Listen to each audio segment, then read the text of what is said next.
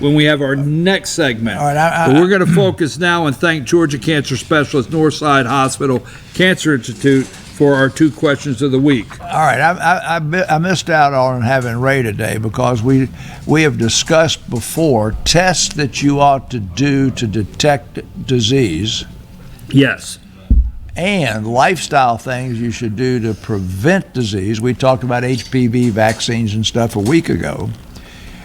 But we haven't talked much about self-examination and self-examination of the breast because we have such great diagnostic test in the mammogram.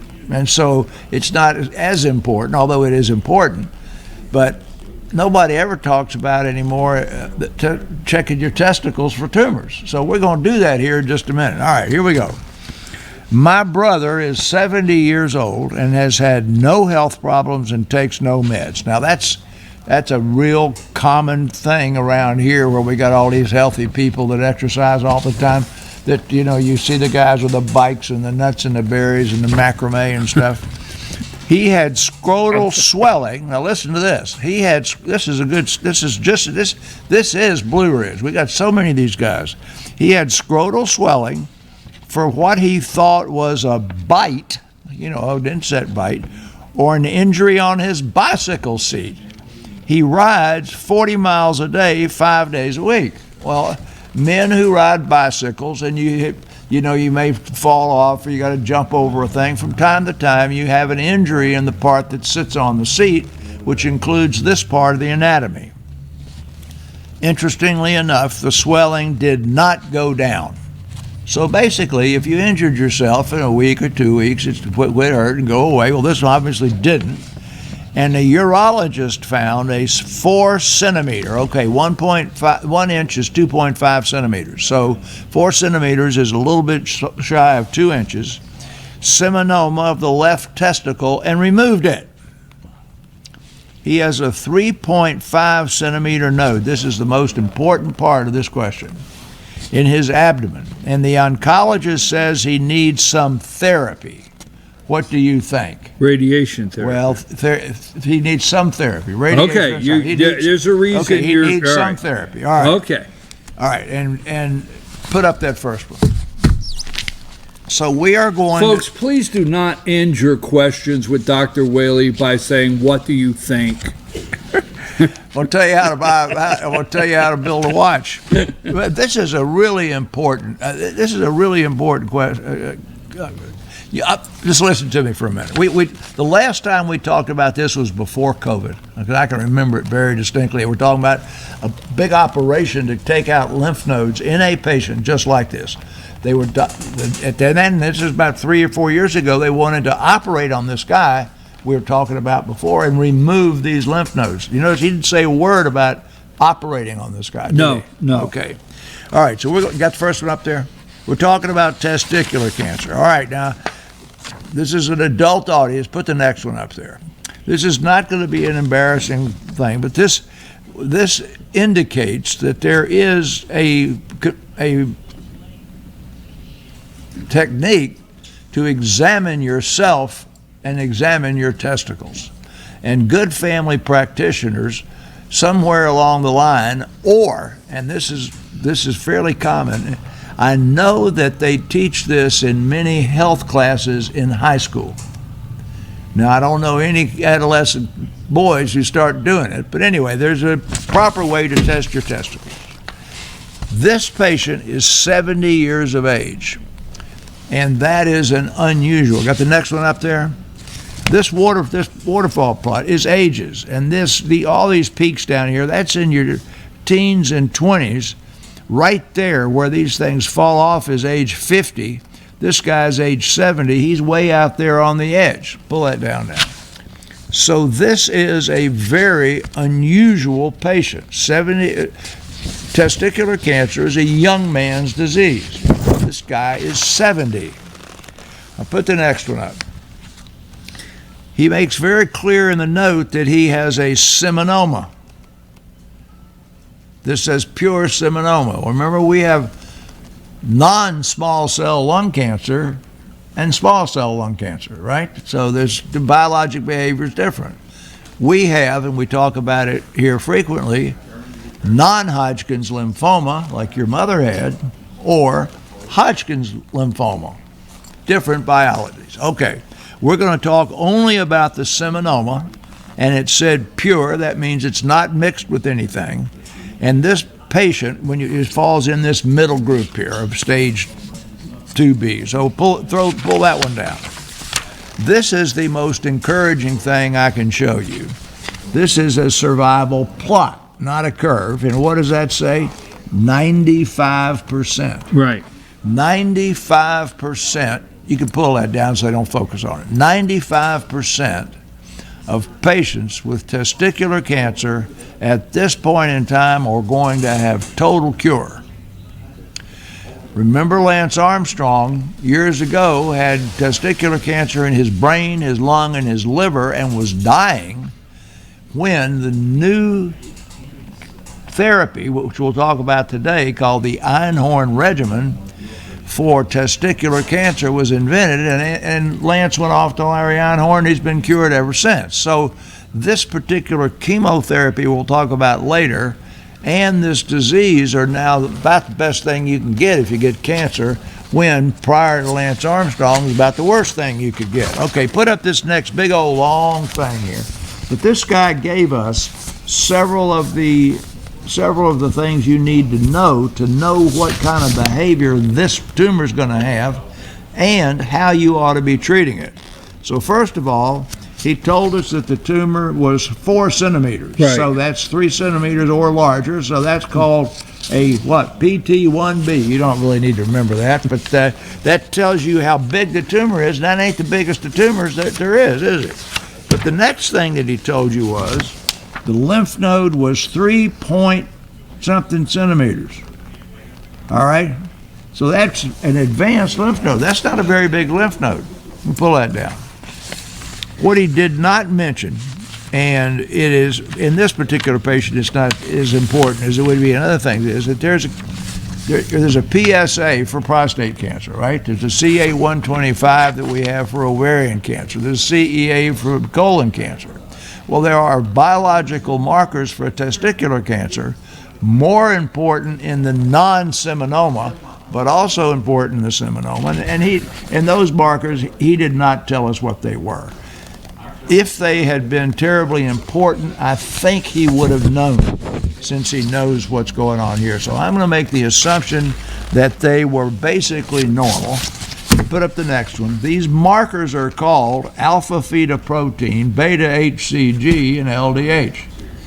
What does that mean? Well, those are basic, pull that down so they don't focus on, basic proteins that are related to the germ cell, the egg of an ovary, or the sperm, or the spermatic forming cells of the testicle.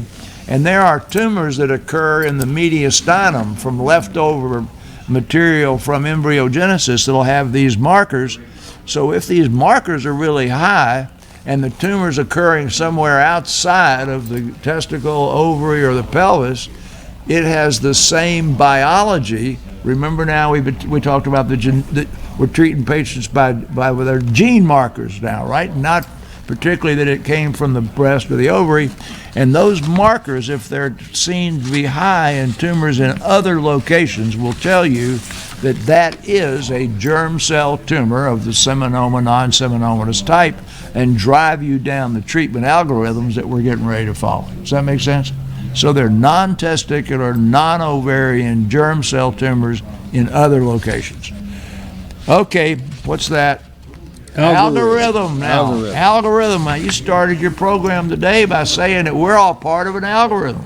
They know when you vote that you vote in the Republican primary. They know that you're usually an early voter. They know your county you live in. I don't think they know your income, but they know a lot. They know if you voted Tuesday at 2 o'clock. I know. I don't think they know your income. Do they? I don't know. Let's they know your street address. Let's stay on this algorithm. Don't get me off this one. They know your street address, though, yes, zip code, which could. And my dog knows when they're coming. Which could tell you. Okay. Anyway, so move to that algorithm.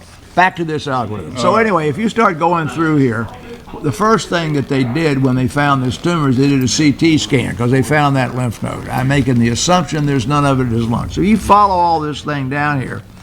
When you get to that point where you're talking about the lymph node within the abdomen, you got radiation therapy if it's less than a certain size, and chemo if it's greater than a certain size. And this particular tumor is 0.2 centimeters. That's 2 millimeters into the chemo part and out of the radiation part. I'm going to try and show you what that means in just a second. You got the next one? Is that up there? You remember when we do breast cancer, they survey the axillary lymph nodes. I've said before that if the tumor is in the middle half of the breast or the lower half of the breast, it could go to lymph nodes under the breastbone or the lymph nodes down here. But 75% of breast cancers in the outer quadrant. That's why the lymph nodes are important. These lymph nodes that drain down here, drain the testicle, almost all of them run, if you'll notice, slightly to the left of the midline, going up around those big blood vessels. You got it? But out here, there's some that are on the side, aren't they? Pull that down. Now, if this tumor has lymphovascular invasion, and I make the assumption that it does, since that lymph node is positive, this is what the radiation therapy field is going to look like. You see how there's the pelvis, there's the backbone. It's shaped sort of like a hockey stick, and it's over to the midline, right? Pull that down again. So now what that says is the common pathway that the lymph nodes would take can be covered up in a radiation port that does not spread out to places where toxicity would be particularly high. But if the tumors are fairly good size, and this one is, there's a higher probability that it has migrated outside of that port, even if you don't see it on the CAT scan. Does that make sense? So once it reaches, you got that, there's one, I put it down somewhere, there's one more, shows chemo, right? All right, this chemo that she's put up there is called BEP, B-E-P. When it's reached this size, yes, radiation would have been an option or is an option, but it's not as good an option as giving Larry Einhorn's chemotherapy, which cured Lance Armstrong, and you can give it just 3 times. It's easy to give, and you then have got a 95 to 98% chance you're cured for life. If you give that radiation to that hockey stick, and that tumor is bigger than 3.3 centimeters, or that you had lymphovascular invasion and some of it's still floating around, then you've got about a 30% chance you're going to relapse. And when you relapse, you're going to have to be treated with that same chemo 4 times or longer. So you pull it down now. So basically, yes, your brother needs more therapy. The idea that he could be treated with radiation or chemotherapy is going to be debated.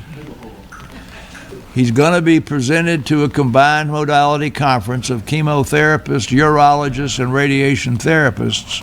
And my prediction is that they are going to recommend 3 cycles of this chemotherapy.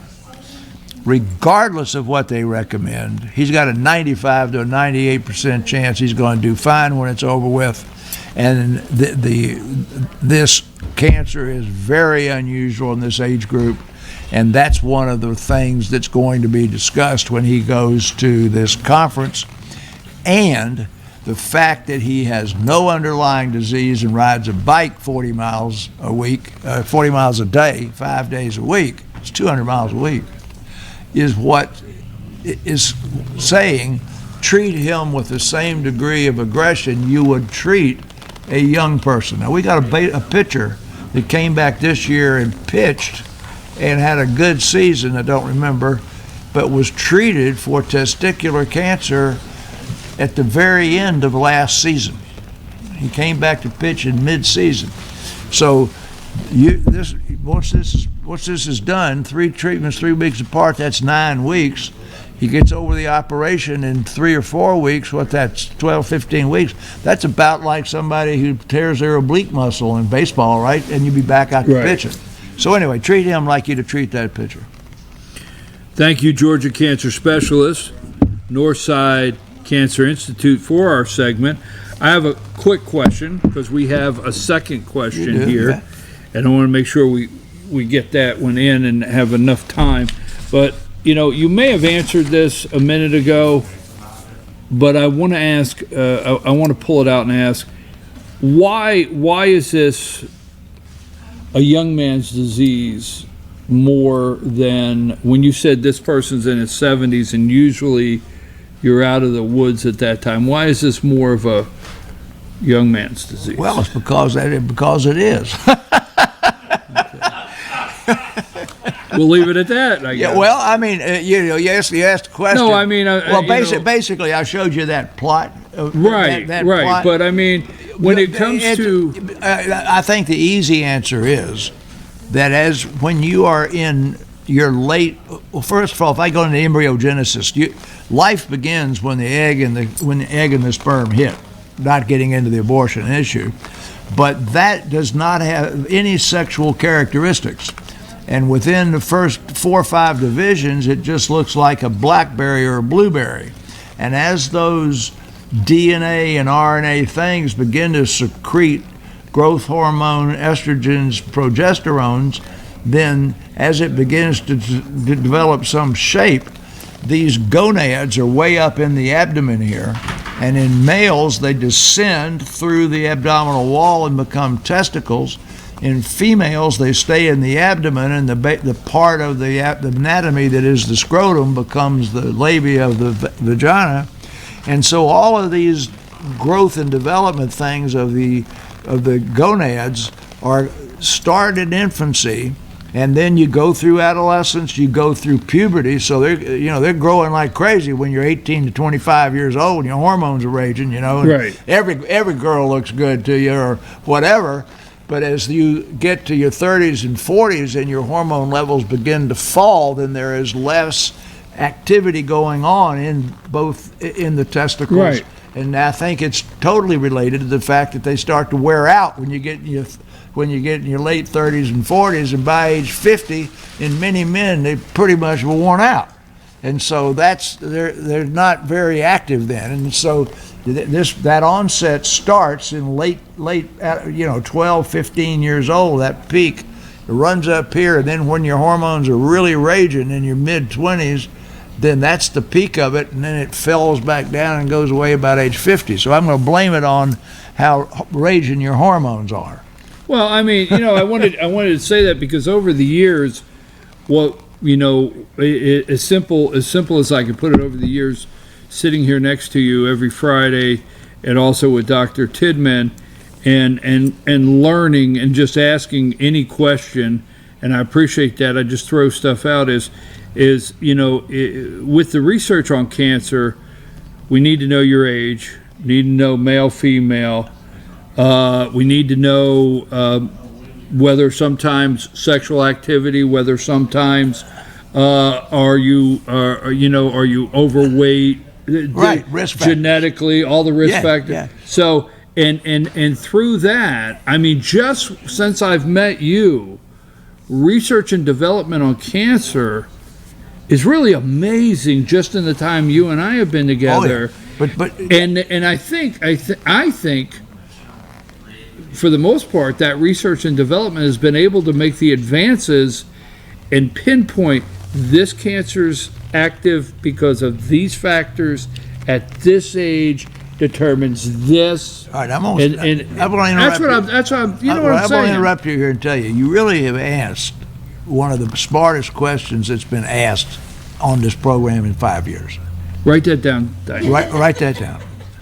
Because we have said that when Social Security started and men died at 57 and women died at 62, they didn't live long enough to develop osteoporosis and fractures. And so age is the biggest risk factor for breast cancer, ovary cancer, prostate cancer, I'm going to leave, tobacco and stuff out, but every one of those cancers are occurring in older and older and older people.